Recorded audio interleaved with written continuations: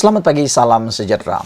Ada orang menuduh Datuk Seri Anwar Ibrahim akan dikawal oleh DAP. Ada orang menuduh kalau Anwar Ibrahim jadi Perdana Menteri, negara Malaysia akan menjadi negara DAP.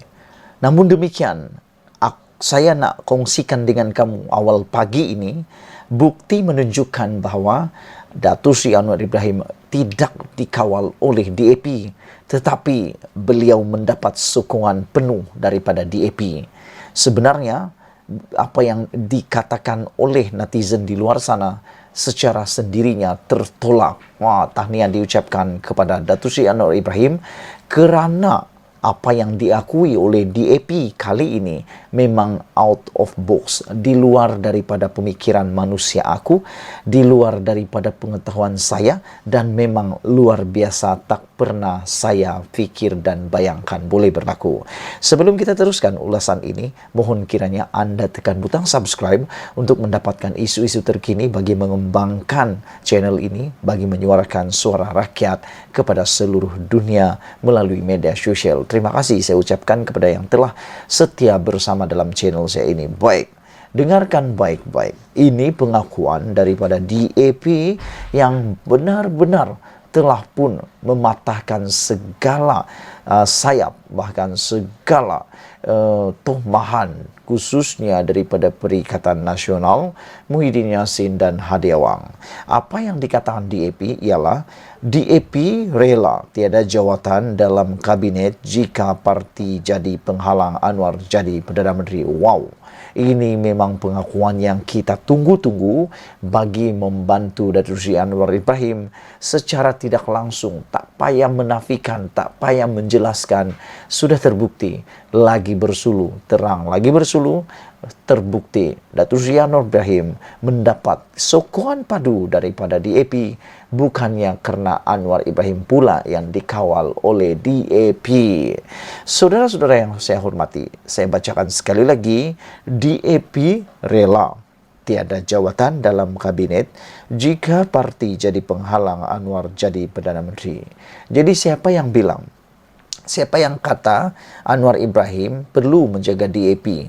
Anwar Ibrahim perlu untuk memberikan ganjaran kepada DAP? Tak pun, tidak sama sekali. Bahkan pemimpin DAP ini kata mereka rela tiada jawatan sekiranya itu jadi penghalang kalau Anwar tidak boleh jadi Perdana Menteri.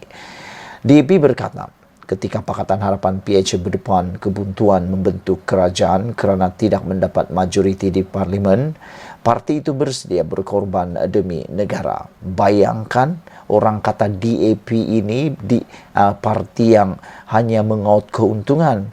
Tapi rupa-rupanya DAP ini berkata mereka sedia berkorban demi negara. Tak mahu jawatan pun dalam kabinet kalau boleh untuk membantu Datuk Seri Anwar Ibrahim naik Perdana Menteri. Tapi ada orang yang kata mereka itu yang paling terbaik punya parti, berusaha pula, mati-matian pula nak masuk dalam kabinet. Mahu pula mati-matian jadi Perdana Menteri, mahu pula mati-matian menjadi berkuasa sebagai kerajaan. Jadi sebenarnya coba kita fikirkan mana satukah yang sanggup berkorban. Setiausaha Agung DAP Anthony Loke berkata, parti itu juga komited menyokong pengerusi Pakatan Harapan Anwar Ibrahim untuk menjadi Perdana Menteri. Sokongan tersebut katanya diberikan DAP tanpa sebarang syarat. Pada masa sama katanya DAP juga sedar pendirian tersebut bermakna parti itu sedia mengorbankan kedudukan mereka dalam kerajaan demi Anwar. Bagaimanapun, Loke yang secara rasmi menjadi Menteri Pengangkutan hari ini menegaskan Anwar bertegas mahu supaya DAP berada bersama parti lain dalam kerajaan. DAP memang menyokong beliau sebagai Perdana Menteri tanpa apa-apa syarat dan kami mengatakan sekiranya DAP menjadi stumbling block, batu penghalang, kami akan bantu dan permudahkan beliau mendapat majoriti, katanya pada sidang media di Ibu Pejabat parti itu di Kuala Lumpur hari ini. DAP merupakan satu daripada 4 parti komponen PH selain PKR, Amanah dan Pertubuhan Kinabalu Progresif Bersatu APKO. Bagi kebanyakan musuh politik PH, DAP selalu dijadikan sasaran kritikan dan dilabel sebagai parti Cina dan Kauvenis sehingga menakutkan sesetengah orang Melayu. Ketika PH berdepan kebuntuan untuk membentuk kerajaan pusat kerana kekurangan kerusi di Dewan Rakyat, beberapa pemimpin parti lain menjadikan keberadaan DAP dalam gabungan itu sebagai alasan menolak mereka. Sehari selepas PRU ke-15 berlangsung, Exco Selangor dari DAP, Teng Chang Kim, malah menyarankan agar parti terbabit tidak menyertai kerajaan dan menjadi pihak ke depan menawarkan penyelesaian kepada kebuntuan pembentukan kerajaan pusat. Luke berkata DAP memang tidak membuat sebarang tuntutan berhubung jumlah jawatan dalam kabinet di sebalik kedudukan mereka sebagai parti yang memenangi banyak kerusi dalam PH. Bahkan, kata ahli Parlimen Seremban itu, DAP menyerahkan kepada Budi Bicara Anwar selaku Perdana Menteri untuk membuat keputusan.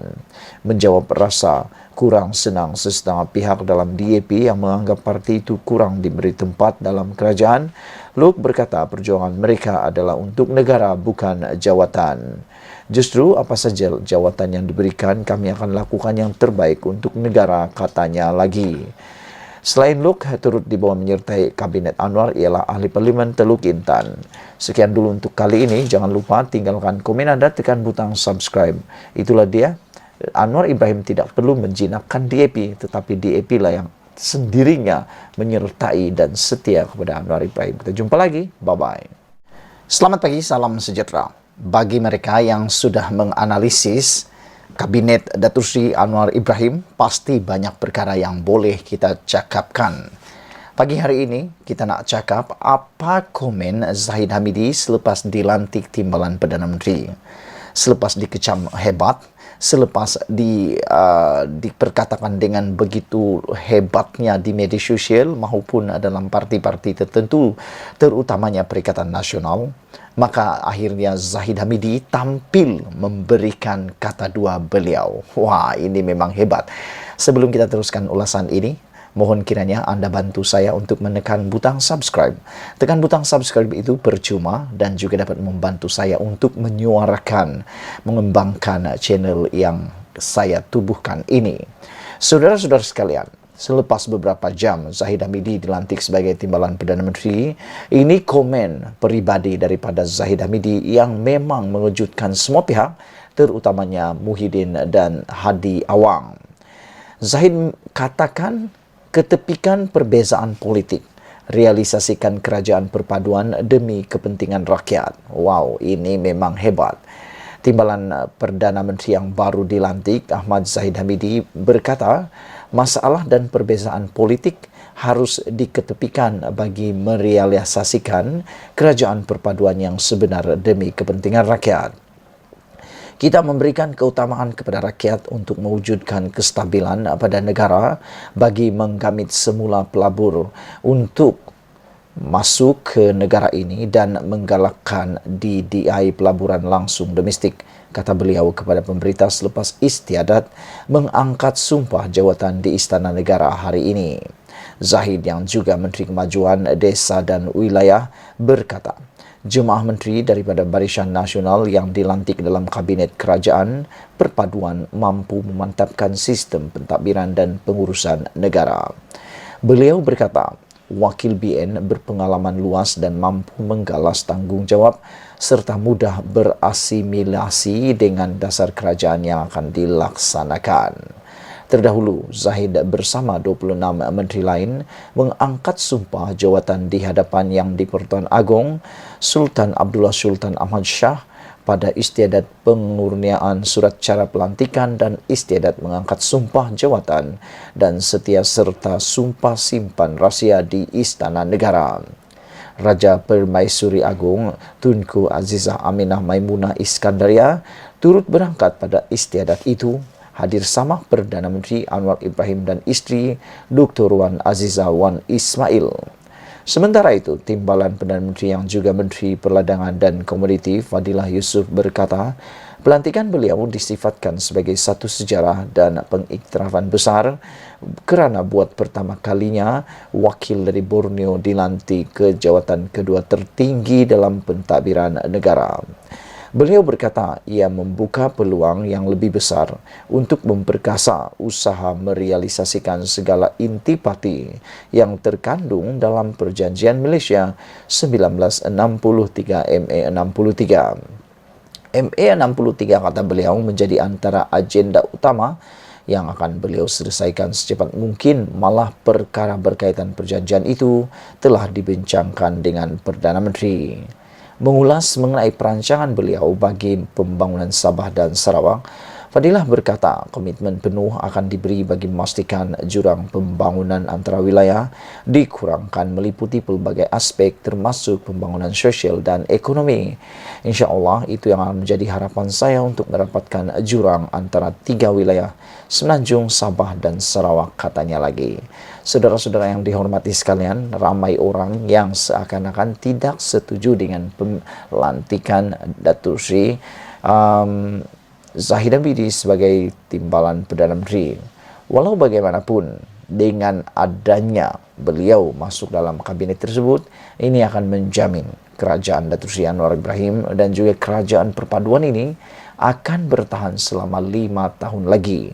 Yang lebih penting, saya setuju yang dikatakan oleh Zahid Hamidi ini, yang lebih penting sebenarnya bukanlah perbezaan politik, tetapi yang lebih penting ialah kemakmuran negara, perpaduan negara dan juga kesejahteraan negara ini. Negara Malaysia haruslah diutamakan melebihi parti-parti politik yang ada di luar sana. Sekian dulu, ikuti terus ulasan yang kedua selepas ini.